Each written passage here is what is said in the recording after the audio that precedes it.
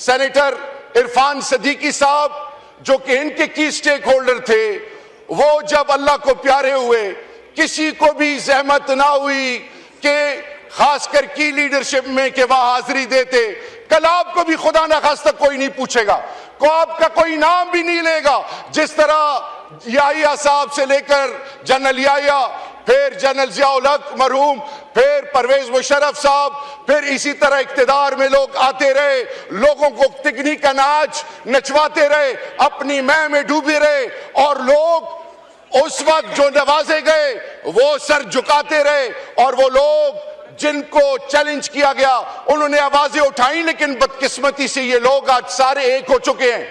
और खान साहब ने कहा था कि इंशाअल्लाह ये सारे टोले एक होंगे, लेकिन फिर भी ये मुझे शिकस्त इसलिए नहीं दे सकेंगे क्योंकि इनकी जाती मफादात, मुल्की मफादात, अवाम पाकिस्तान के मफादात से बढ़कर हैं, क्योंकि अपनी जात का सोचते हैं। तो चेयरपर्सन साहब, ये 27th amendment is a simple mockery with the people of Pakistan।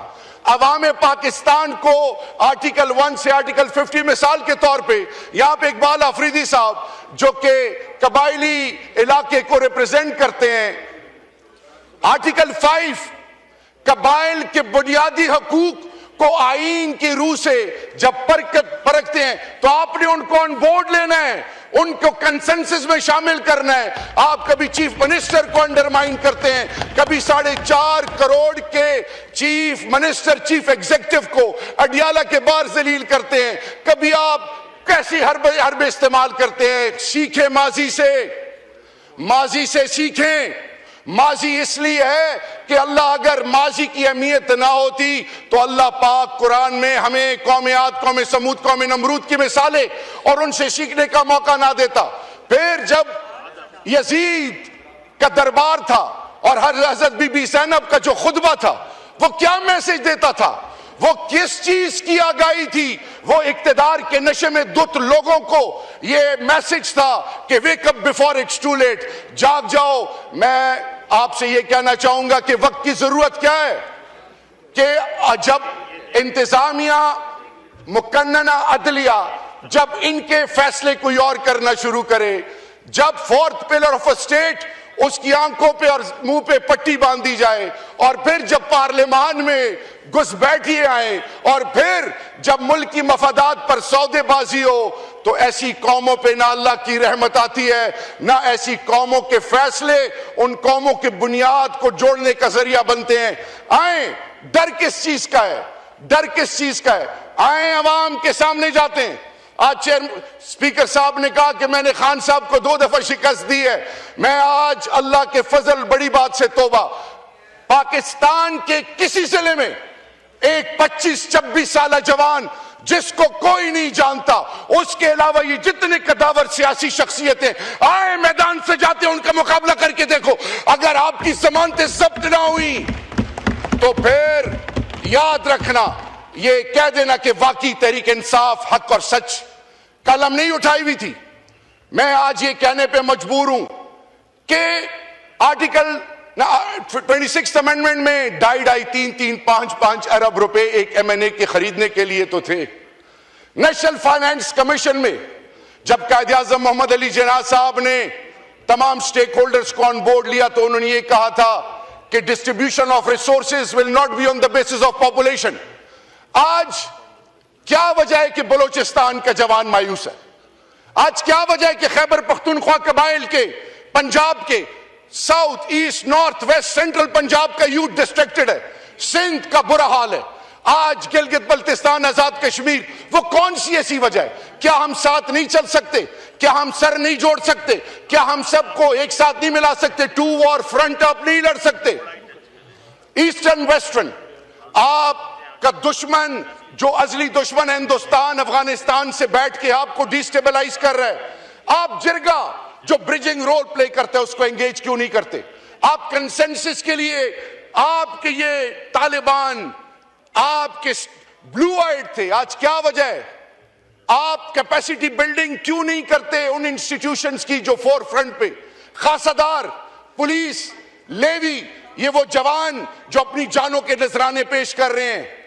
Chairperson साहब इंटरेस्ट नहीं है, दर्द नहीं है, तकलीफ नहीं है। और आपने कहा कि प्राइम मिनिस्टर साहब ने खड़े होकर कहा कि जी डायलॉग होना चाहिए। स्पीकर साहब ने भी कहा आप डायलॉग करना चाह रहे हैं, जरूर वेलकम, हमने वेलकम किया, लेकिन बैरिस्टर गौहर साहब से नहीं, पीटीआई के स्टेक होल्डर्स जो यहां पे इनसे नहीं, वो तो आपकी कस्टडी में। शो करेज एंड ग्रेस, बात करें उनके साथ। वो बड़े दिल का वो मर्दे मुजाहिद, कैदी नंबर 804 आपको वेलकम करेगा। वो जात की बात नहीं करेगा, वो हमेशा पाकिस्तान की बात करेगा, क्योंकि उन्होंने आईएमएफ के हवाले से, इस खित्ते के अमन के हवाले से, ईरान के हवाले से, मोदी के हवाले से, जेल से बैठ के 8/7 के डेथ सेल से वो मैसेजिंग की। और फिर आपने देखा कि 10 मई से पहले जिनको डिजिटल दहशतगर्द कहा जाता था, फर्स्ट लाइन कह रहे हैं कि आज लोया जर गए पेशावर में। आज चाहिए कि पाकिस्तान के तमाम स्टेक होल्डर्स प्रायोरिटी नंबर 1 बनाकर पेशावर जाएं, उसका हिस्सा बने। नंबर 2, ऑन प्रायोरिटी बेसिस तमाम स्टेक होल्डर्स को, बलोचिस्तान के वो तमाम लोग जो नाराज हैं, जनरल जंजुआ से सीखें। उन्होंने पहाड़ों में बैठने वालों को एंगेज किया, वो आए मेन स्ट्रीम में और पाकिस्तान का हिस्सा बने। वो आप बातचीत तो करें, आप कब तक डराएंगे, कब तक रोकने की कोशिश करेंगे, कब तक कहेंगे कि मैं डरा के इसको खत्म कर दूंगा। कोई मेरे चेयरपर्सन साहब, खौफ के बुत खत्म तब होते हैं जब आप कहते हैं ला इलाहा इल्लल्लाह, कि नहीं है कोई माबूद सिवाय अल्लाह के। चेयरपर्सन साहब, 27th amendment is a scar on the face of democracy. 27th amendment will humiliate us globally at all levels. ये जो हकूकुल अल्लाह और हकूकुल इबाद का कॉन्सेप्ट है, खुदा न खास्ता आपने उसको चैलेंज नहीं किया। जब अल्लाह कहता है कि तुम हकूकुल अल्लाह में कोई खुदाई करो तो मैं रहम राहिमीन हूं, माफ कर दूंगा। हकूकुल इबाद में जब तक वो शख्स, आप इस्तिस्ना देने वाले कौन है? खुलफा राशिदीन, असहाबा कराम, अंबिया कराम तो मासूमीन थे। जब खुलफा राशिदीन, असहाबा कराम कानून से बालतर नहीं, जब आले बैत कानून से बालतर नहीं, आप कैसे समझ सकते हैं?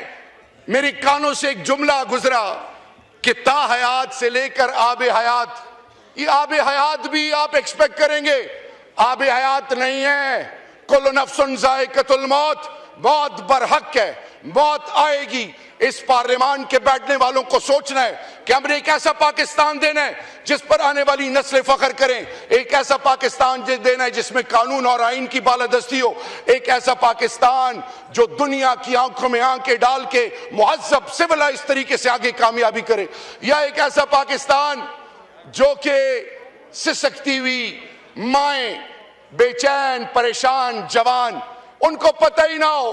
मैं इस फ्लोर पे ये बात भी करूंगा आज की डिसीजन मेकर से कि वो खारजी, वो पहाड़ों पे बैठने वाले, वो जब कबाइल के पास जाते हैं उन्हें कहते हैं खाना खिलाओ, पानी पिलाओ, वो बेचारे ब्रिजिंग रोल्स प्ले करें। इस कौम को जरूरत है 2 चीजों की, एक अल्लाह के फजल से, अल्लाह की बड़ाई और किबरियाई की, और उनके साथ अल्लाह के महबूब के साथ जो हमारी कमिटमेंट है, और दूसरी इस मुल्क को, इस मुल्क के मसाइल का हल, और इस पार्लियामान को एक शख्स की जरूरत है जिसका नाम है इमरान खान। और पाकिस्तान और इमरान खान और ये पार्लियामान लाजिम व मलजूम है इंशाअल्लाह। और याद रखिए, हम अल्लाह और अल्लाह के रसूल के मानने वाले हैं। हमारा ईमान और यकीन है चेयरपर्सन साहब के जब रास्ते बंद किए जाएं, जब हर तरफ से अंधेरा कर दिया जाए, तो फिर अल्लाह की मदद आती है। अल्लाह की मदद जरूर आएगी इंशाअल्लाह, ये हमारा ईमान और यकीन है। हमने अपनी माओ बहनों बेटियों, अपने इस इंडिया पार्लियामेंटेरियंस, ये शाह महमूद कुरैशी साहब से लेकर यास्मीन राशिद साहिबा और वो तमाम असीरान, वो तमाम लोग जो लाजवाल कुर्बानियां दे रहे हैं, उमर सरफराज सीमा मेरा भाई, वो सब जो इस आजमाइश में इस वक्त डटे हुए हैं, खड़े हुए हैं, वो क्यों डटे हुए हैं? उनको तो जाती कोई फायदा नहीं।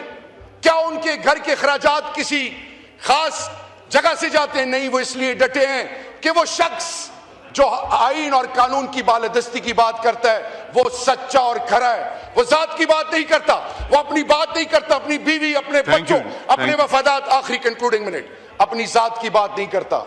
वो पाकिस्तान की और पाकिस्तान की आने वाली नस्लों की बात करता है। खुदा के लिए वो जो जेलों में पड़े हैं, मिलिट्री कोर्ट्स के थ्रू जिनका 10-10 साल की सजाएं हुई, वो जो असीरान जिनका मुस्तकबिल और जुल्म कभी नहीं छुपता, खुदा के लिए आए, एक हो जाएं, आए ब्रिजिंग रोल प्ले करें, आए ऐसी कानून साजी करें जिससे आम पाकिस्तानी की इज्जत नफ्स मजरू ना हो, जिससे पाकिस्तान के मफादात की तकमील हो, जिससे एक ऐसी सोच डेवलप हो कि दुनिया आपकी फिर बेतौकीरी ना करे। Wake up before it's too late, they say let's hear the bell is ringing calling us to the bright future. Thank you. Let's join and unite together and prove it to our coming generations, to ourselves and to the entire global community that Pakistan believes in democracy, in rule of law, in the constitution which is called in global forums as a Bible. वक्त की जरूरत है, अल्लाह इस मुल्क को कायम दायम रखे। इंशाअल्लाह मायूसी खत्म, इमरान खान आएगा रब्बे जुल जलाल के फजल से। पाकिस्तान, इमरान खान जिंदाबाद, पाइंदाबाद। Thank you.